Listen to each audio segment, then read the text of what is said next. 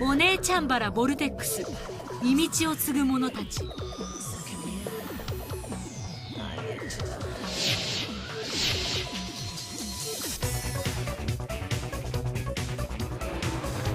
群がるゾンビを絶世の美女が切り刻む。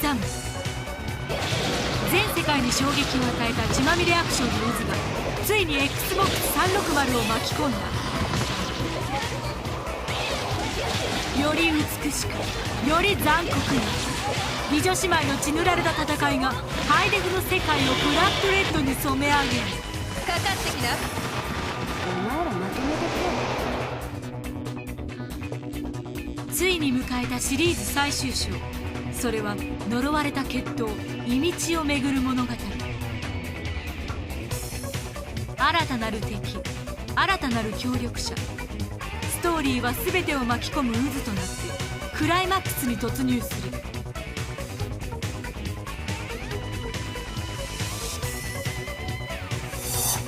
愛、その華麗なる立ち筋が語る鮮血の美学。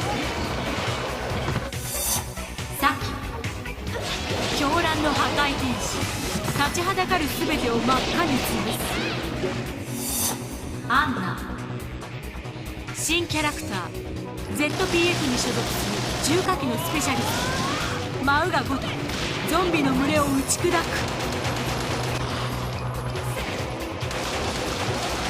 かかってきなさい。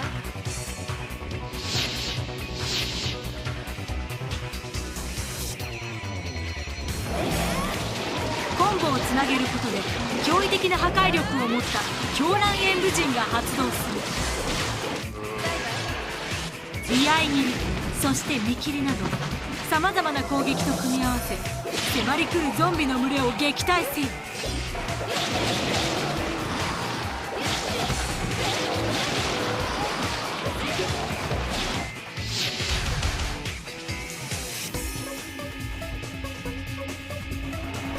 ゾンビの血にまみれ汚れゲージがマックスに到達すれば暴走モードに突入。狂気の雄たけびとともにジェノサイドが始まる。ほとばしる血液の色は選択可能。赤、ピンク、そして白。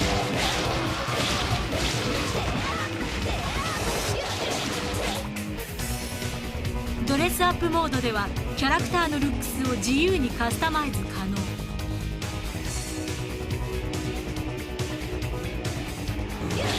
美しく愛らしく残酷絵巻に磨きをかける。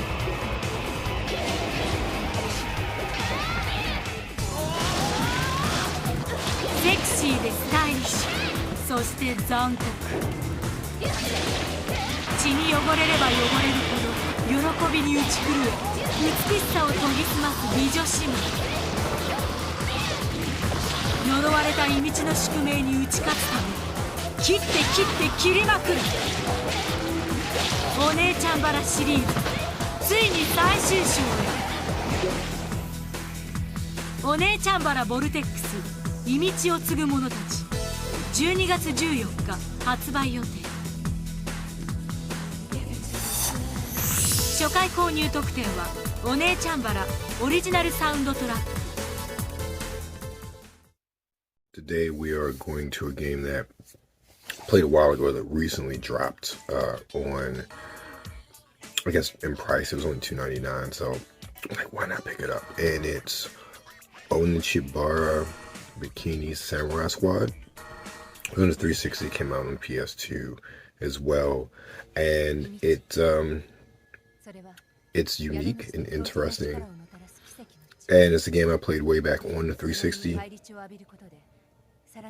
It was fun for what it was, a nice little budget title, nice little cheekiness, so to speak, with regards to character design. And here you see sort of the opening story, which, if I remember correctly, after researching this game a bit more, this is either the second or third game in this series. I forget exactly which one, but it's still pretty early on. They've had about 3 or 4 more games and spin-offs since then.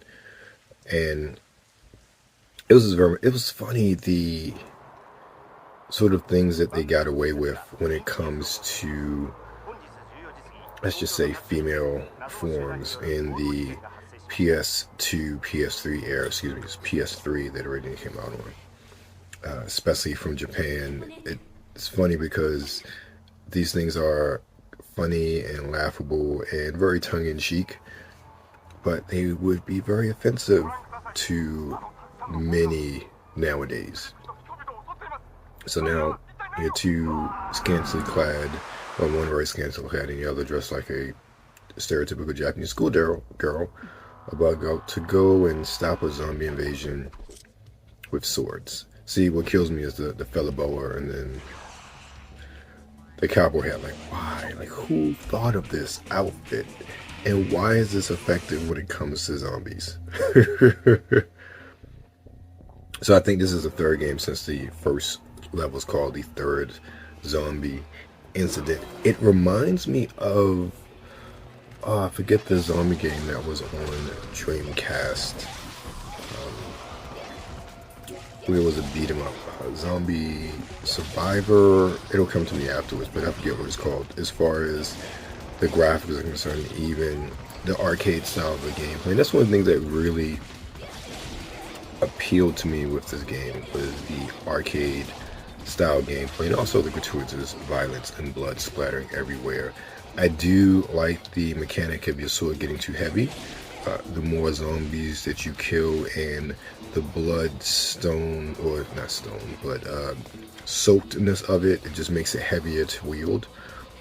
So I do like that. I have to admit the character design is done very, very well. I do also like how, again, I love the arcade nature of this. I think that many games have gotten away from this sort of arcade structure style of games, because I can still see something like this running, again, back to the Dreamcast. It reminds me, just in sort of game structure as well as game design, of a Dreamcast game running on Sega's, was it Nami board, I think is what it was called back then, but just a bit more polished, especially when it comes to the main character. As you see, she is shiny and smooth, while the zombies are still very, I won't say crude or rudimentary, but their care and character design is not as much as our main character.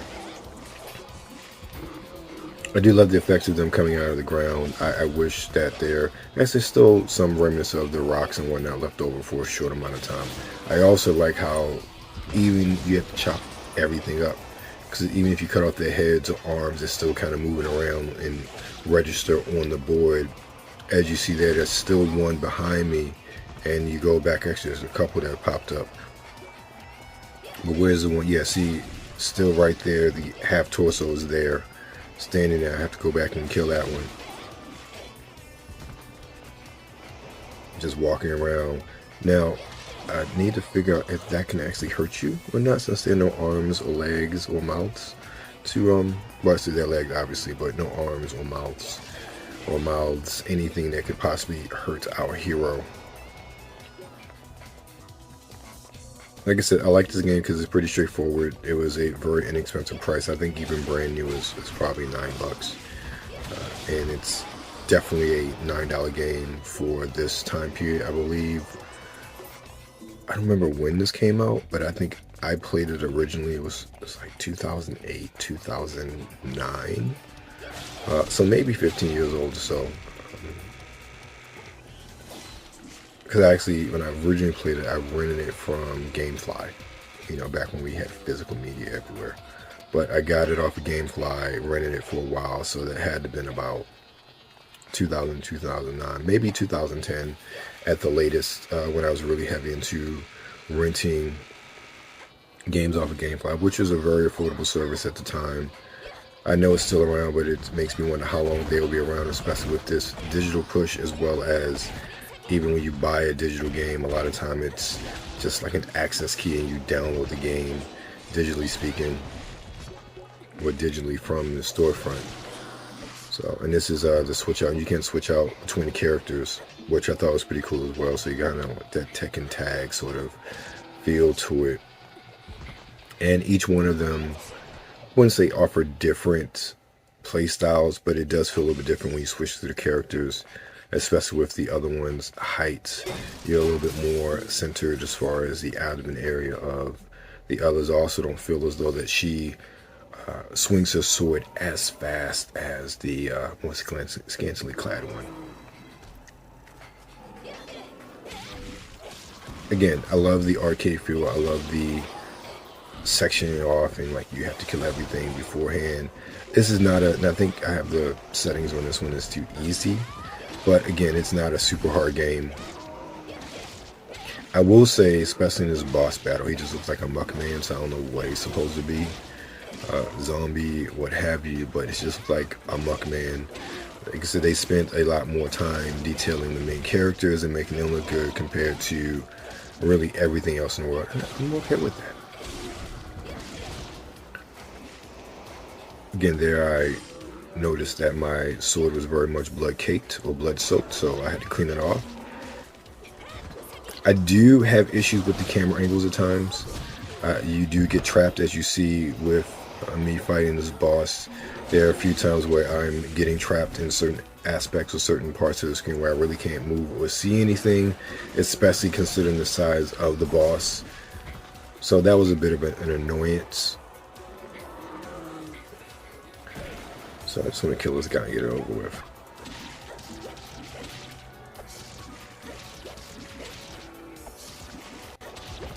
This boss battle is pretty easy.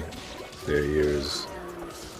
And even with that, I like the fact that you still have to kill the rest of the zombies before you're completely done. But you notice all of the all of the gates have gone down, so you're free to go and move on to the next level. Even with the zombies, that kind of doesn't make sense. Like, you're a zombie killer. You're trying to kill the zombies. You don't leave any of them alive, I guess.